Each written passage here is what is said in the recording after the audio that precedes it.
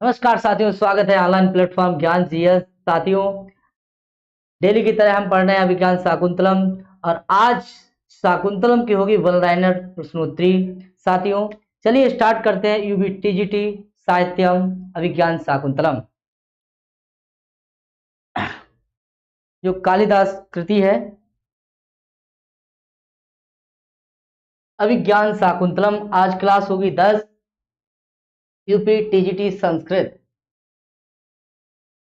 साथियों, Shakuntal one liner प्रश्न पर बात करेंगे तो पहला पॉइंट होगा या है, देखिए, लेखक कौन है? कालिदास है। अभिज्ञान शाकुंतलम के लेखक कौन है? कालिदास है। कालिदास की ये अंतिम कृति है, ऐसा लिखा मिलता है ग्रंथों में। विधा क्या है? ये किसमें लिखा गया है? शाकुंतल ये नाटक है। क्या है जी? ये नाटक है। नाटक किसके अंतर्गत आता है? रूपक के अंतर्गत आता है। और रूपकों की संख्या कितनी है? रूपकों की संख्या कितनी है साथियों? 10 है। कौन सी है? संख्या कितनी है? 10 है। कितने हैं? और उपरूपक कितने हैं? उपरूपक, ये उपरूपक कितने हैं? ये 18 हैं। कितने हैं साथियों? 18 हैं। आगे देखेंगे, थोड़ी आगे। अंक अभिज्ञान शाकुंतलम में पूछा जाएगा, सर्ग है, अंक है, अध्याय है, क्या है? तो जवाब होगा अंक है। कैसा है? अंक। और अंकों की संख्या कितनी है? 7 है। ठीक है साथियों। अभिज्ञान शाकुंतलम तीसरा पॉइंट है। अभिज्ञान शाकुंतलम का रस क्या है? श्रृंगार रस है और संभोग श्रृंगार है। संभोग श्रृंगार है। इनकी एक कृति का नाम है, खंड काव्य है मेघदूत, जिसे वियोग, वहां वियोग वियोग श्रृंगार है और यहाँ क्या है? संयोग श्रृंगार है। जो संयोग श्रृंगार है उसे हम संभोग श्रृंगार भी कहते हैं। ठीक है साथियों। ये कथानक कहाँ से लिया गया है? राजा दुष्यंत एवं शकुंतला का परस्पर प्रेम होता है और फिर बीच में विरह हो जाता है और पुनः इनका मिलन का भी वर्णन है। तो एक नंबर क्या है? ये तो है राजा है, ये नायक है, ये कौन है? नायिका है। इनका परस्पर पहले क्या होता है? प्रेम होता है एक। दूसरा क्या होता है? विरह हो जाता है और पुनः तीसरी मिल जाते हैं। इस तरीके से यह है कथानक। तो साथियों, पहला प्रश्न क्या है? लेखक है कालिदास। विधा क्या है? नाटक है। ये नाटक है, ठीक है, जो रूपक के अंतर्गत आता है। उपरूपकों की संख्या कितनी है? 18। और उपरूपकों की संख्या कितनी है? रूपक की संख्या कितनी है? 10। उपरूपक है 18। ठीक है। अंकों की संख्या कितनी है? 7। रस कौन सा है? संभोग श्रृंगार या संयोग श्रृंगार, और इसे श्रृंगार भी कह दीजिए, चाहे आप संभोग श्रृंगार कह लीजिए। मैं कह रहा था कि मेघदूत में जो है वो वियोग श्रृंगार है। आगे देख, कथानक तो समझ गए आप। इसके आगे बात करेंगे, प्रमुख पात्रों पर चर्चा करेंगे साथियों।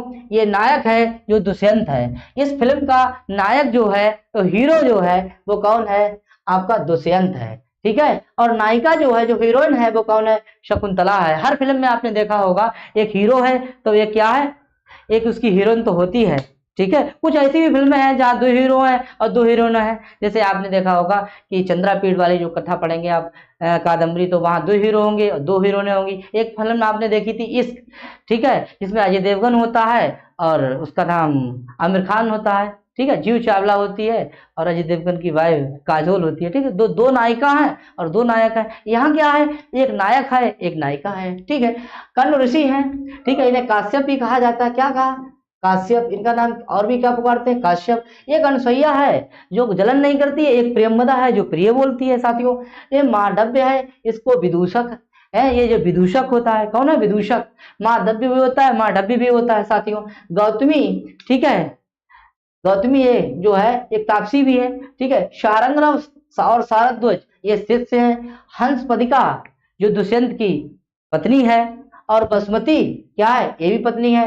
मातली है एक, जो इंद्र के सारथी हैं। आते हैं आगे की, शानमती एक अप्सरा है। शरद दमन जो भरत का नाम है, जो सबको दमन कर दे। और मारीच ऋषि को तो आप जानते होंगे।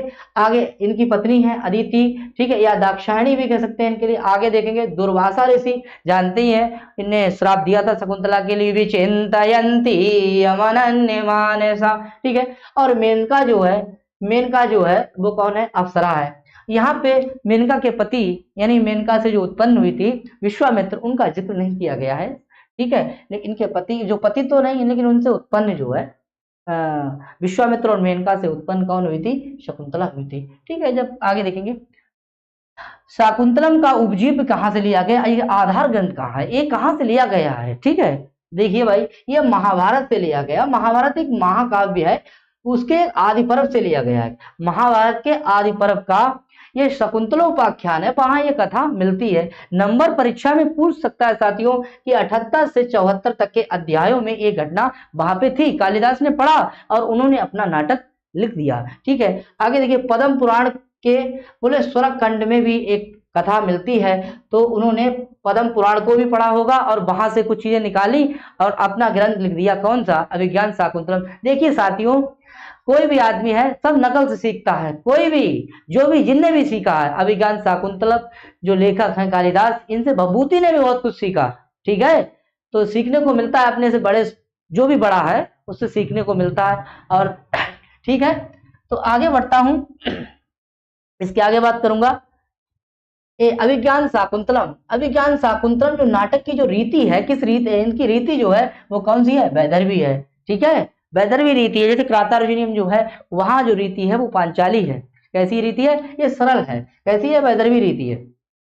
वैदर्भी रीति संदर्भे विशेष्यते, कौन? बोले कालिदास है। ये लाइन परीक्षा के लिए बहुत इंपॉर्टेंट है साथियों, इसे आप दिल और दिमाग में दोनों में बैठा लीजिए। तीसरा पॉइंट है, ठीक है, देखिए क्या भैया, क्या डिजाइन बनाई हमारे विनेश भैया ने, बहुत बहुत धन्यवाद विनेश भैया जी। ठीक है सब घर पे? कालिदास के बोल नहीं रहे हो क्या भैया, नाराज? अच्छा, कालिदास के काव्यों में किस वृत्ति का विशेष प्रयोग होता है? देखिए कैसकी वृत्ति, कालिदास की वृत्ति पूछी जाएगी कि कालिदास के काव्यों में किस वृत्ति का विशेष प्रयोग होता है, तो कैसकी वृत्ति का प्रयोग होता है। साथियों, कालिदास का प्रिय जो अलंकार होगा वो क्या है? उपमा अलंकार। क्या है? प्रिय अलंकार। और निदर्शना अलंकार भी माना जाता है। ठीक है, ये तारणीजा की किताब में भी लिखा होगा एक जगह, जो नीशतकम की जो किताब है तारणीजा की, वहां पर निदर्शना अलंकार भी दिया गया है। उपमा के लिए कालिदास प्रसिद्ध है, लेकिन उनका प्रिय जो अलंकार है वो निदर्शना है। उपमा कालिदास से भारवे अर्थ गौरवम दंडना पदलालित्यम मांगे शंति त्रिगुणा। साथियों, ठीक है, इस बात को भी आप नोट कर लेंगे। आगे देखेंगे अभिज्ञान शाकुंतलम, तीसरा पॉइंट, अभिज्ञान शाकुंतलम के प्रथम अंक का नाम क्या है? अब देखिए 7 अंक हैं, उनके सबके नाम, उनके श्लोकों की संख्या। ठीक है, देखेंगे पहला अंक क्या होगा? आश्रम प्रवेश। साथियों, मैं बहुत तेज इसलिए बोल रहा हूं क्योंकि जब प्रैक्टिस कराई जाती है, ठीक है, तो तेज बोला ही जाता है। समझ में आया? मैं कोई किताब नहीं पढ़ा रहा हूं जो धीरे धीरे चलूंगा, स्पीड से, क्योंकि आपकी चीजें तैयार हैं तो आपको सिर्फ नजर डलवा रहे हैं, इसीलिए थोड़ा स्पीड से बोल रहे हैं। ठीक है, आगे देखिए आश्रम प्रवेश, और इसमें श्लोकों की संख्या कितनी है? 34 है। द्वितीय अध्याय का नाम आश्रम निवेश होता है, उसमें श्लोकों की संख्या कितनी है? 18 है। कितनी है? 18 है। और तीसरे अध्याय का नाम जो होगा मिलन होगा। आश्रम यानी प्रवेश में, प्रवेश निवेश मिलन विदाई। और चौथे अंक का नाम क्या है? विदांक है, जो कि लगा हुआ, जिसमें श्लोकों की संख्या कितनी है? 24 में 22 है, और तीसरे में कैसी है? 24 है। तो पहले में 34, 18, 24 और 22, ये आपका टीजीटी में लगा हुआ है। साथियों, ये 22 श्लोक तो आपको याद करने हैं, लेकिन कथानक को पूरा पढ़ना है क्योंकि किताब पूरी लगी हुई है। ठीक है साथियों, देखते हैं आगे। इसके बाद आता है पंचम अंक का। पंचम अंक होता है प्रत्याख्यान अंक, और इसमें श्लोकों की संख्या कितनी है? 31 है। आगे आएगा षष्टम अंक, यह है पश्चाताप। राजा को पश्चाताप होता है जब वो अंगूठी देख लेता है, तो षष्टम अंक में श्लोकों की संख्या कितनी है? 32 है साथियों।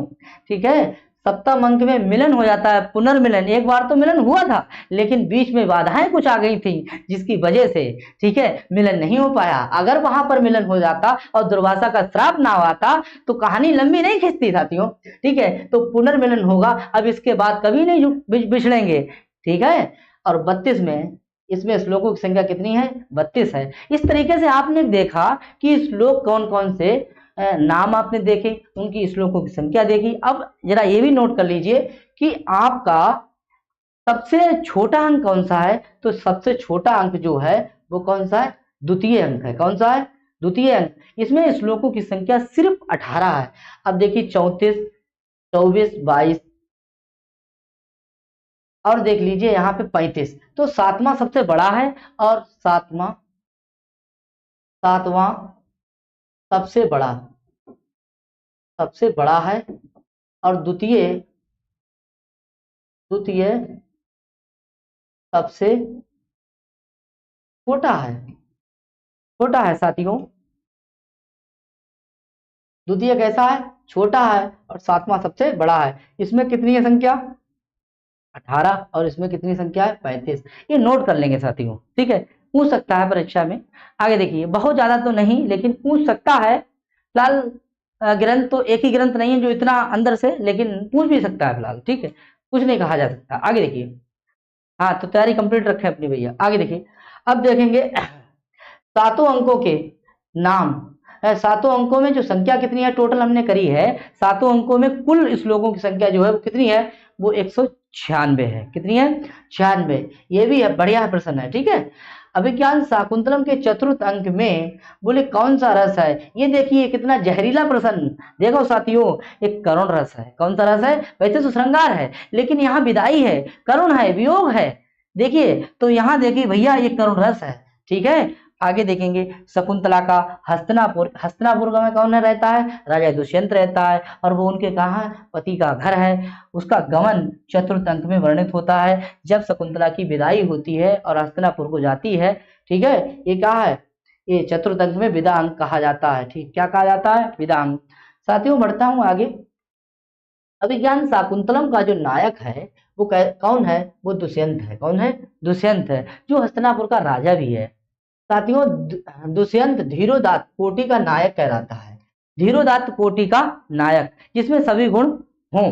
धीरोदात्त, धीरोदत्त, धीर ललित, धीर प्रशांत, ठीक है। साथियों एक ऐसी वीडियो लाऊंगा जिसमें आपके लिए सब प्रकार के, जो चारों प्रकार के नायकों का लक्षण बताऊंगा। यहाँ पे नहीं, फिलहाल ये नायक पूछा जाता है। तो देखिए ये जो है ना, धीरोदात्त कोटि का नायक है। ये समझ लीजिए कि मुगले आजम का दिलीप कुमार है साहब। आगे देखेंगे, इसके आगे है आपका राजा दुष्यंत कहाँ का राजा था? हस्तिनापुर का राजा था। ये वहां का राजा है, कहाँ का? हस्तिनापुर का। देख लीजिए गौर से। आगे देखेंगे, अभिज्ञान शाकुंतलम की नायिका जो हीरोनी है वो कौन है? शकुंतला है। यूं समझ लीजिए ये मुगले आजम फिल्म की कौन है?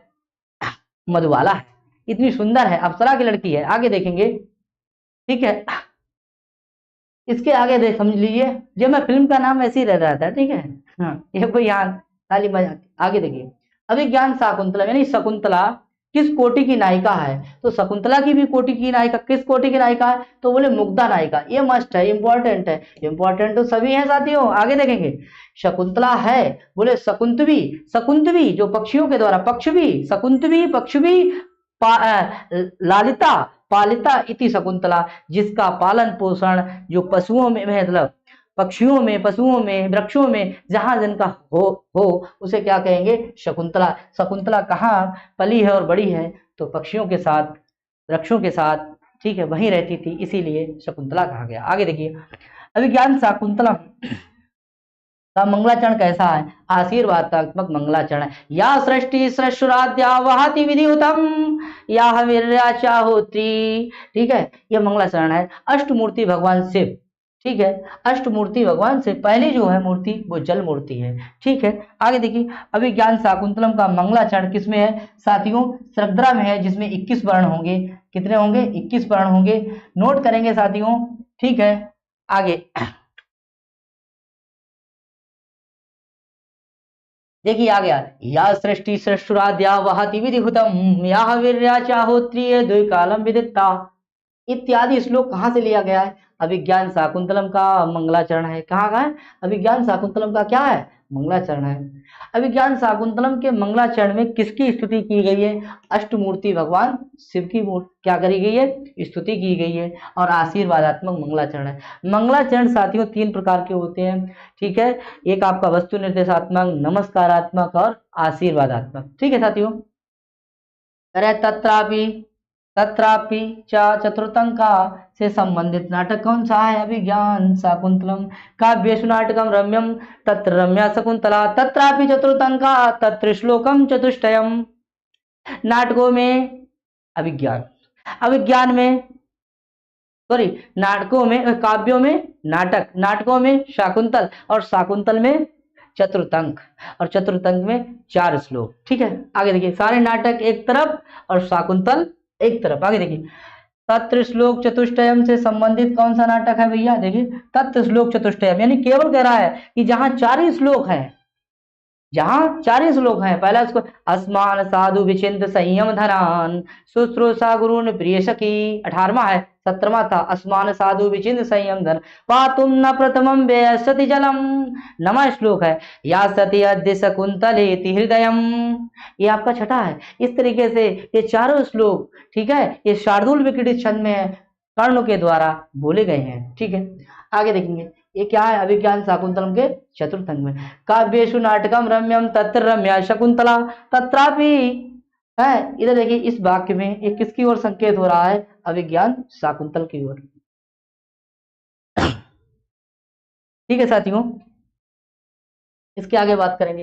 राजा दुष्यंत का विनोद प्रिय जो मित्र है वो कौन है? देखिए, मंत्री जो है, ये जो है मांडव्य है। कौन है? मांडव्य है। मांडव्य भी बोल सकते हैं, माधव्य भी बोल सकते हैं। देखिए, अभिज्ञान शाकुंतलम का विदूषक कौन है? मांडव्य है। क्या है? मांडव्य। अभिज्ञान शाकुंतलम की दोनों सखियां कौन सी हैं? अनसुईया और प्रेमवदा। कौन सी है? अभिज्ञान शाकुंतलम की माता और पिता का नाम देखिए, पिता का, माता का नाम जो है मेनका है, और पिता का नाम क्या है? विश्वामित्र है। क्या है? विश्वामित्र। शकुंतला के पालक यानी धर्म पिता कौन है? महर्षि कर्ण। कौन है? महर्षि कर्ण। हाँ, महर्षि कर्ण के 2 प्रमुख शिष्य का नाम सारंगरव और शारद्वज। कौन सा है? सारंगरव और शारद्वज। साथियों, इसके आगे राजा दुष्यंत और शकुंतला का जो विवाह हुआ था वो कैसा हुआ था?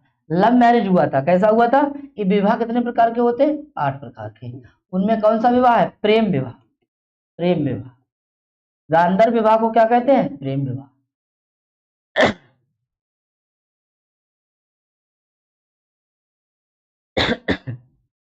आगे, दुष्यंत को, सॉरी, शकुंतला को किसने श्राप दिया था? ऋषि दुर्वासा ने श्राप दिया था। विचिंतयन्ती यमनन्निमानिशा। शकुंतला को श्राप का कारण क्या था? बोले, अतिथि रूप में आए पधारे हुए दुर्वासा ऋषि का क्या कर दिया? उन्होंने तिरस्कार कर दिया था। वो बैठी थी अपनी सुध में, वो याद कर रही थी अपने पिया के लिए। किसके लिए? दुष्यंत के लिए। ठीक है, समझ में आया? आगे देखिए, शकुंतला के श्राप को जानने वाली कौन है? प्रेमवदा और अनसुईया है। कौन है? अनसुईया और प्रेमवदा। शकुंतला को शाप मिला था अभिज्ञान शाकुंतलम के चतुर्थ अंक में। किसमें मिला था? अभिज्ञान शाकुंतलम के चतुर्थ अंक में।